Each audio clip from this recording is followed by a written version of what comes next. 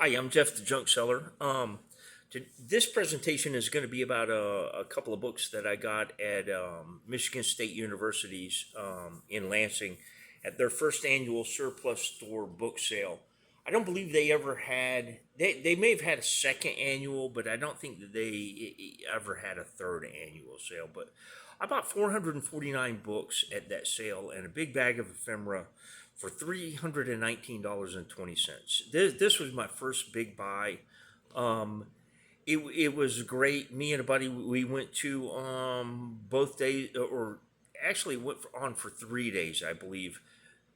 We went for two of them, and I wish that I knew then what I know now about books and ephemera, because I think that I could have done much better. But I got about $25,000 worth of material out of there. And some of the books that I got came out of special collections. These two came out of special collections.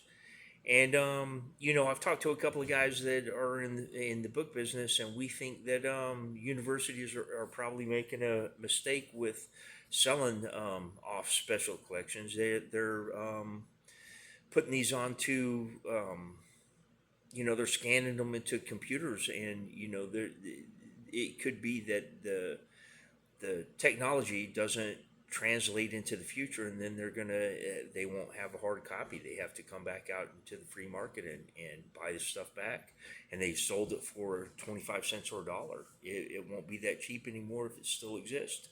um these two books, they measure about 9 by 12 inches, and they're 600 or 712 pages. I think there are 18 editions, and the paper was called Illustrate Blatter, Reichardt's Berliner Illustrate Blatter, which is illustrated library, and these were magazines that were printed and issued monthly, or however often they issued them, but they were 40 pages of loose leaf paper. And years ago, I found on Abe Books, I found a seller that had editions of these, but they were always tattered and corners off and stuff like that, because these papers were loose leaf. And the ones that I have are they're perfectly square. I think they were bound when the issues were new. At the end of year, they would collect up a series of issues and then bind them in a library binding back in the 1860s. And that's what makes these interesting. Is these were from 1862, and they have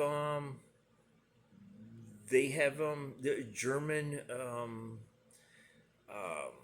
presentations of the American Civil War, and it's interesting to see how they viewed the American Civil War. They also have a couple of presentations of Native Americans, and these books are pretty profusely illustrated. I didn't show all of the illustrations, but I showed a lot of the larger ones. I showed any of them that I found terribly interesting. Um, there were a couple of things in there, like there's an 1862 depiction of skates, and an 1862 present illustration of an automobile.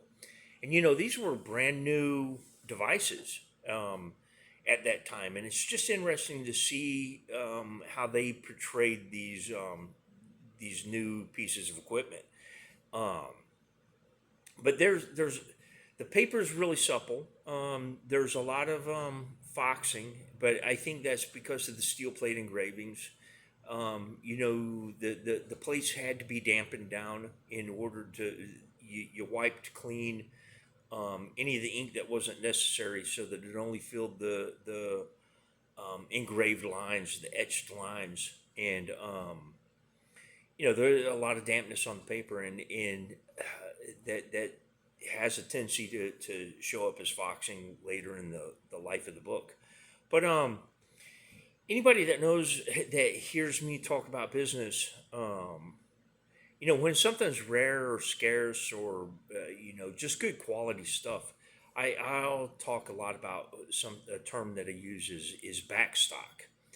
And on something like this, I will backstock this. When I first got these, and I found out what they were going, separate issues were going for on Abe Books. I first offered them on eBay, bound copies, and I put them out there for $1,800. And then after a while, I rolled the price back 1,500, then 12, and then I got it down to 800. And I stopped offering them quite a while ago. I think the last I ever offered them on eBay was $500, and I didn't have any interest in them. But to tell you the truth, I think that I would hold them if I couldn't get $400 for them. I'll just keep them. And the thing is I think that I can leverage a trade or make a pretty decent sale on them at some point in the future. And with backstocking, the deal is I've only got $2 in these books. I don't have to recapitalize. I don't have to gain that money back. I can eat that and not have to worry about it. So I can put these books in in a file cabinet in a storage unit somewhere. I just know where they're at. And I got quite a few books from special collections that were like that. Thing about special collections is a guy like me, I couldn't go into Michigan State University's library and view these because these were considered too rare or too important to just let anybody from the general public see them. But I was able to buy these at the sale for, on the last day of the sale, things were 25 cents books were 25 cents a cover. And I got some special collections of books for 25 cents. At the beginning of the sale, everything was $2 a piece unless you bought 10 or more, and then they were $1 a piece. And, I bought an awful lot of books, and I did pretty well with them. But I had to get out of the book business because, I wanted to start traveling, and I started diversifying. I knew about other things. I just started with books because the margins were the greatest, and I could actually find rare stuff without having to spend a lot of money.